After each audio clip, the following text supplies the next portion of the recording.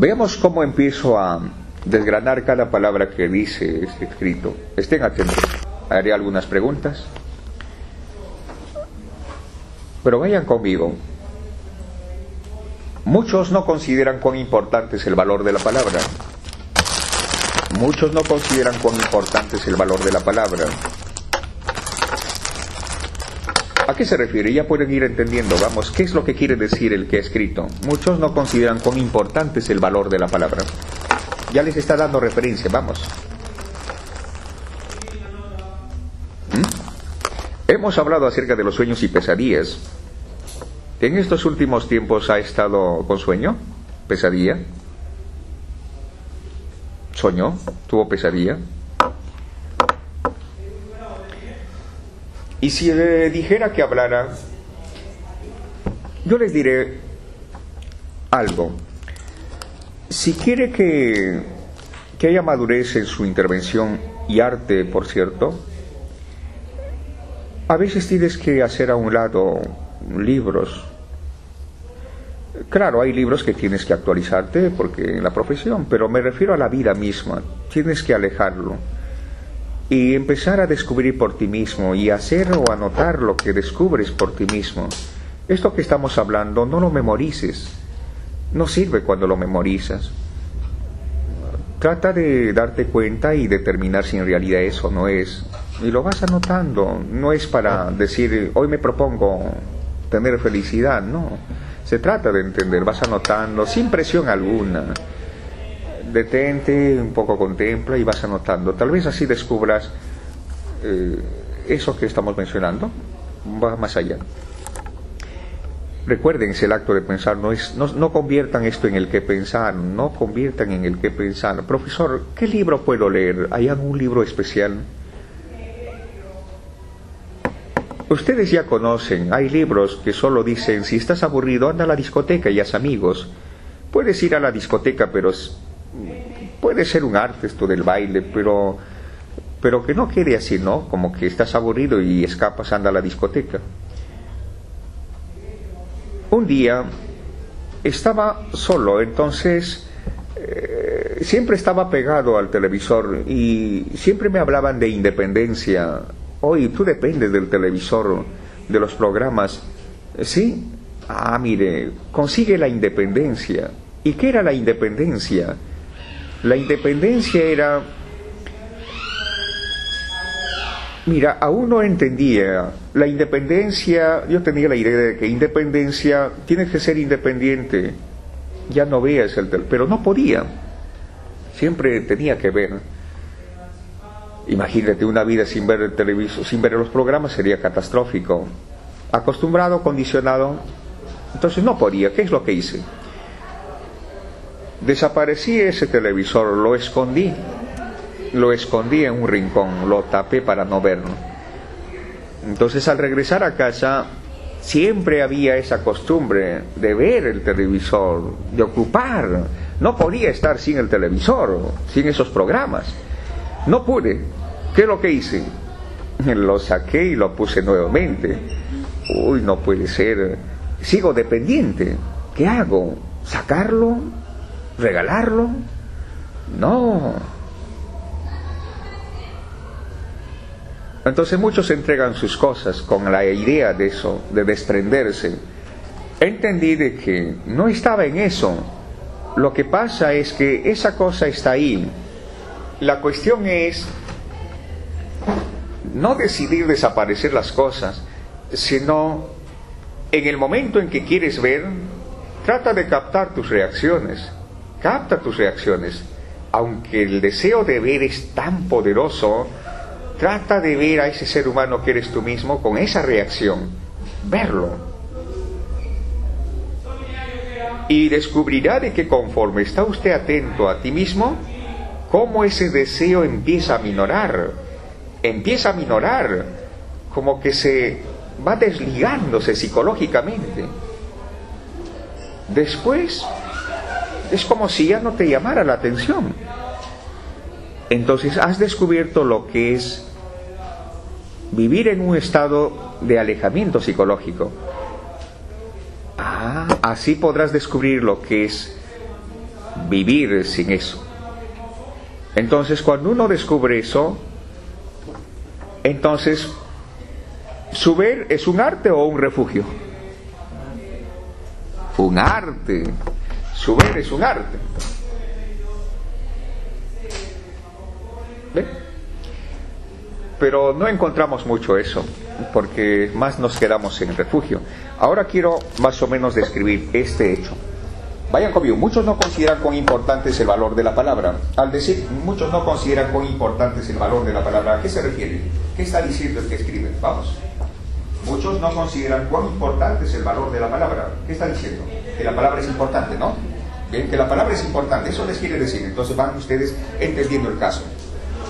Muchos no consideran cuán importante es el valor de la palabra.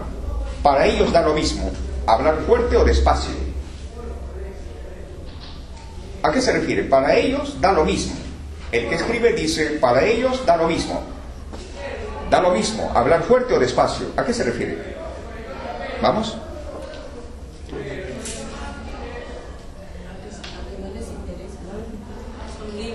Interesante, porque al entregarles un caso, más o menos se encontrarán con eso. Y lo que les voy a pedir que hagan más o menos es así, o sea, ir entendiendo cada palabra. Muchos no consideran cuán importante es el valor de la palabra, para ellos da lo mismo hablar fuerte o despacio. ¿Qué quiere decir? Hablar fuerte o despacio da lo mismo para ellos. Atacar con el verbo o pensar que el lenguaje dulce y cariñoso es bueno para nada. ¿A qué se refiere?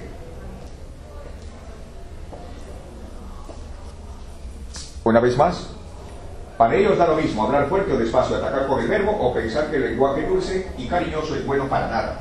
¿Qué está diciendo? Que no le importa la opinión de los demás.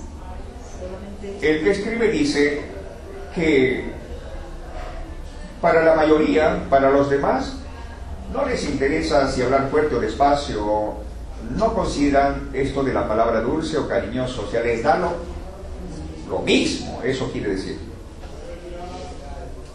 Es bueno para nada, por eso lo aplican según su ánimo. ¿A qué se refiere? Por eso lo aplican según su ánimo. ¿A qué se refiere? Que no están condicionados. Ya no están condicionados. No, a ver, vamos un poco más. Y cariño es bueno para nada, por eso lo aplican según su ánimo. ¿Qué quiere decir? Por ejemplo, el padre tratará a su hijo según su estado anímico. Si está enojado, enojadamente tratará. Si está alegre, según su ánimo tratará al hijo. Por eso lo aplican según su ánimo. Sabemos que la educación, cultura y crecimiento del niño se logra con diálogos dulces y estímulos para que salga adelante. Aquí les quiere decir algo. ¿Qué les quiere decir? Vamos una vez más. El que escribe dice, sabemos que la educación, cultura y crecimiento del niño se logra con diálogos dulces y estímulos para que salga adelante. ¿Qué encuentran? Vamos, ¿qué encuentran? Sabemos. ¿Qué quiere decir? Sabemos. Tiene autoconocimiento. Tranquilo. Tranquila. Sabemos que la educación, cultura y crecimiento del niño se logra con diálogos dulces y estímulos para que salga adelante. Todos estarían de acuerdo, pero no usted, porque usted aún sigue inquieto. No para usted, porque usted es estudiante. Y las investigaciones que se han hecho están incompletas, por eso usted no puede decir o aceptar. Siempre tiene que haber un espacio para dudar. Entonces sabemos que la educación, cultura y crecimiento del niño se logra con diálogos dulces y estímulos para que salga adelante. Con diálogos dulces. Vamos a ver, con diálogos dulces. ¿Por qué aplicas diálogos dulces? ¿Qué quieres conseguir tú como padre? Y luego te diré si manipulas o no manipulas. ¿Qué queremos conseguir al cambiar nuestro estado en algo dulce para con el niño? ¿Que el niño haga lo que nosotros queremos que haga? Sí, que el niño haga lo que nosotros queremos. Para eso tengo que convertir el diálogo en algo dulce. Tratar de no decir cosas porque temo de que se va a enojar. Entonces lo oculto y no me conviene para mis intereses. Entonces aparento un diálogo dulce y cariñoso. Entonces estoy manipulando. Sabemos que la educación, cultura y crecimiento se logra con diálogos dulces y estímulos para que salga adelante, más que con premios o una educación militarizada. ¿Ya? Entonces, el caso más crítico lo encontramos en hogares donde los niños son tratados a gritos, con ofensas como tú no vales nada, que lo único que logran es que sufran y se convenzan de su poco valor. Aquí les quiere decir algo. Vamos. El caso más crítico lo encontramos en hogares donde los niños son tratados a gritos, ya a gritos, con ofensas como tú no vales nada, que lo único que logran es que sufran. Claro, cuando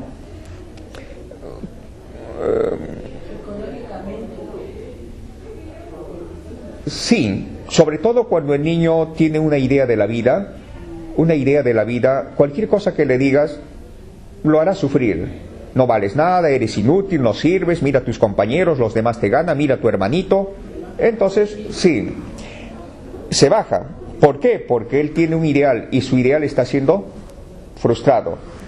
Él se cree importante, pero al recibir eso, ya. Entonces tiene una idea, o puede tener una idea de la vida, de ser cualquier cosa. Entonces, cualquier cosa que le diga va a hacerlo sufrir. Es como decir, usted tiene un ideal, tiene expectativas, se cree bueno, se cree valiente, pero le digo a usted estúpido. Nunca antes nadie le había dicho estúpido y usted se lo graba. Entonces sufrirá. ¿Bueno? Supongamos que usted vive con un ideal de ser persona respetuosa, educado, y en un momento a otro empuja a otro, o le dice una lisura a otro. Luego dice usted, pero ¿por qué dije esa lisura? No debía haber dicho esa lisura, yo pensaba que estaba creciendo. ¿Ve? Ahí viene el dolor. ¿Por qué? Porque se cree importante. En otras palabras, quienes se creen superiores sufrirán, quienes se creen inferiores sufrirán. Pero ¿dónde no hay dolor ni sufrimiento? Cuando no te crees superior ni inferior, nada de lo que te digan podrá dolerte, porque no tienes una identificación que defiendes. Te ves como todos, un ser humano, pero no te ves como alguien más, porque ya eres ese alguien, no necesitas verte como alguien más.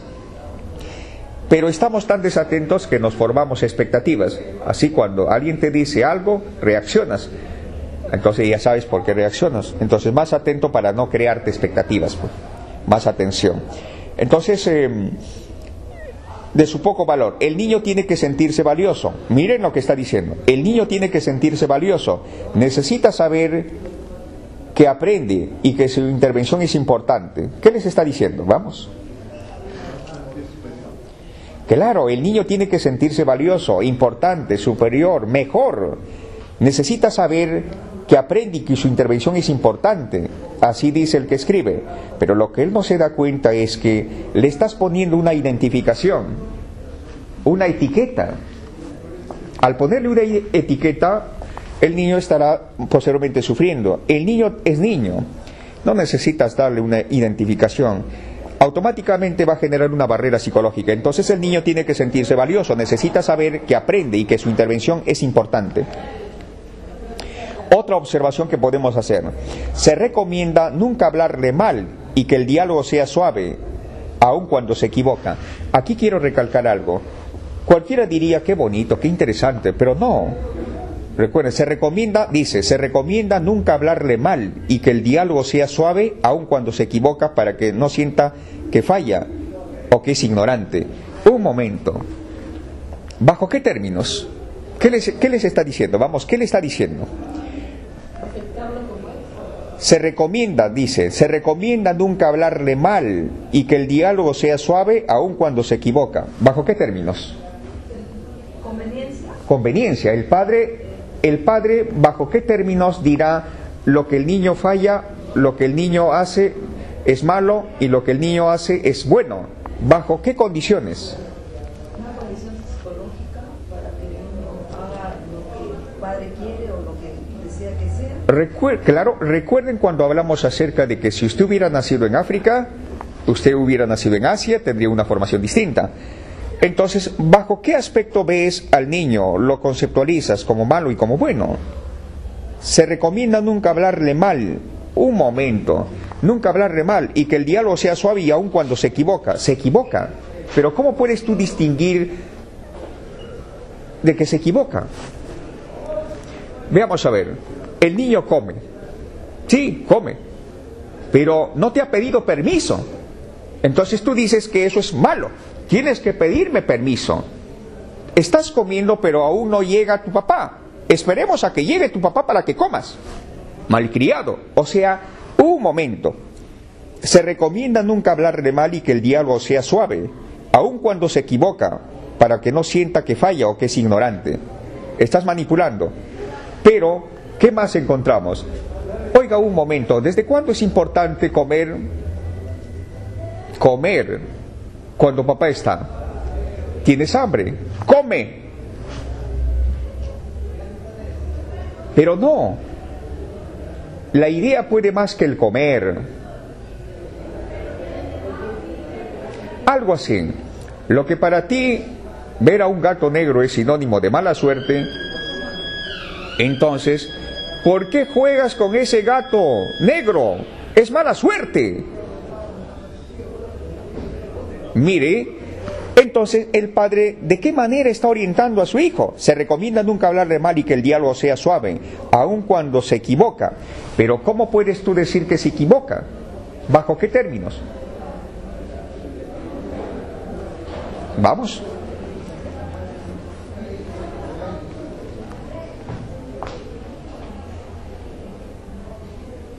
Que el niño empiece a correr, a saltar, a jugar. Deja de correr, deja de saltar. ¿Eso es malo para ti?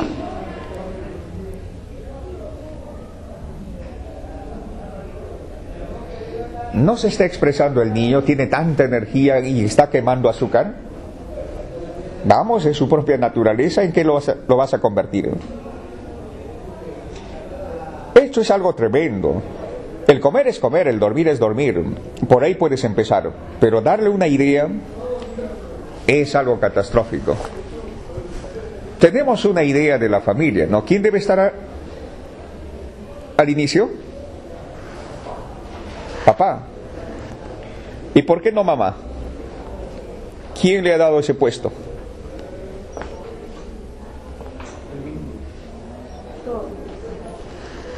¿Quién le ha dado esa condecoración?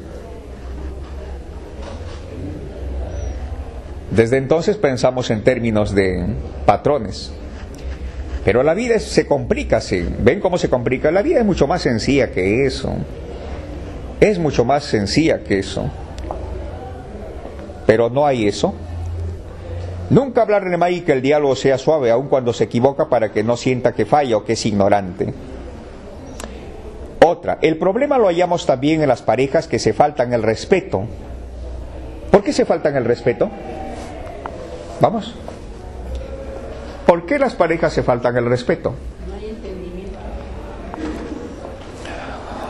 No hay entendimiento. Claro. Pero ¿por qué hay esa guerra? Porque no hay entendimiento. ¿Pero qué es lo que genera la guerra? Señorita, si usted tiene expectativas y me usa a mí, entonces no vivirá. Porque constantemente estará ¿qué? ¿Qué estará haciendo ella?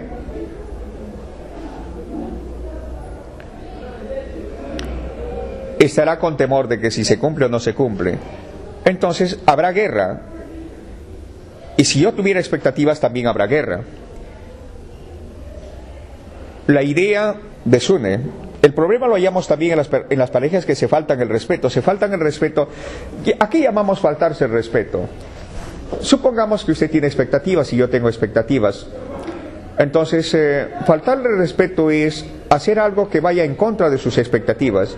Y me faltas el respeto cuando haces algo que vaya en contra de mis expectativas. A eso llamamos, eso es el respeto del temor. Hay un respeto natural y un respeto del temor. El problema lo hallamos también en las parejas que se faltan el respeto o llegan a ofensas que son preparatorias para la ruptura. No son preparatorias para la ruptura. Desde el momento que uno tiene expectativas, por decirlo, psicológicas, emocionales, tiene expectativas, ya está roto esa relación, por decirlo así. O sea, roto, ¿a qué llamamos roto? Podemos hablar en términos de roto cuando hablamos de expectativas, pero cuando no hay expectativas no hablas en términos de rotos, sino hablas en términos de vivir, de estar. O sea, el término de roto no existe cuando no tienes expectativas. No hay. Entonces, hablamos de divorcio cuando tienes expectativas. Hablamos de la ex, la principal, la ¿qué más? Esos términos nacen porque tenemos patrones ya establecidos de expectativas. Donde hay expectativas siempre se hablará de la ex, la principal, el hijo bastardo, el hijo dentro, fuera. Cuando tenemos expectativas nacen estos términos de tildar a ella como la ex, a él como hijo bastardo, etc. Entonces, infidelidad, por ejemplo, viene estos términos. Hablamos de divorcio cuando hay expectativas, cuando hablamos de casamiento cuando hay expectativas, pero no hablas de hijo fuera ni dentro del matrimonio, no hablas de la ex, ni la principal, ni la secundaria, no hablas de esos términos. ¿Cuándo? ¿Cuándo desaparecen esos términos? Cuando hay solo el niño es niño y punto. La mujer es mujer y punto. No que la ex ni la principal. ¿Cuándo? Claro, cuando no condenas no aceptas. Ya desaparece. Entonces nace un estado del vivir, estar, eso. No que la ex, no que el hijo bastardo, no hay eso. Básicamente ha terminado eso. No hablas en términos de eso. Tampoco hablas en términos de fea o bonita. Fea y bonita, ¿dónde hay? Cuando hablamos en términos de qué? Fea y bonita. Cuando hablamos en términos de qué? En términos de qué? De expectativas. En términos de expectativas. Pero no hay bonita ni fea cuando no hay expectativas, por decirlo así.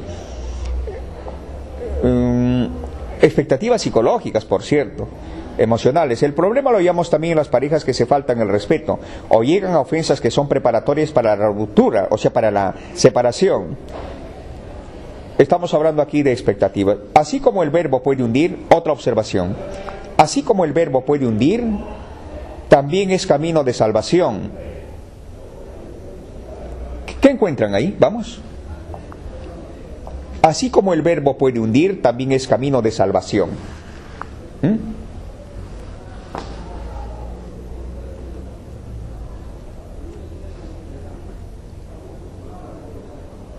Sí. Cuando tenemos un ideal, cualquier cosa que te diga a los demás te herirá. Estas pueden ser positivas o negativas, por decirlo así.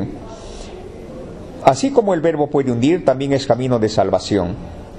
En realidad, ¿a qué llamamos salvación? ¿A eres importante? ¿Eres el mejor? ¿A eso llamamos salvación? Pero ¿qué es lo que puede hundir? ¿Eres sinvergüenza? ¿Eres inútil? ¿No sirves para nada? Eso puede hundir. ¿Pero le salva lo otro? No. Si uno menciona esas palabras de eres inútil, lo hunde. Pero si usted menciona eres importante, eres el mejor, también lo hundes. O sea, ambos hunde. Eso, ahora vamos a... Así como el verbo puede hundir, también es camino de salvación. Si quieres llegar... así como el verbo puede hundir, también es camino de salvación. Vamos a ver. ¿Hacia dónde le vas a conducir cuando le dices eres inútil, no sirves? ¿Hacia dónde? ¿Y qué pasa hacia dónde lo conduces cuando le dices eres importante, eres el mejor? ¿Hacia dónde lo conduces? A la ironía. Si quieres saber lo que eres, no puedes creer o imaginar en algo que no eres. ¿Hacia dónde? ¿Hacia la ironía?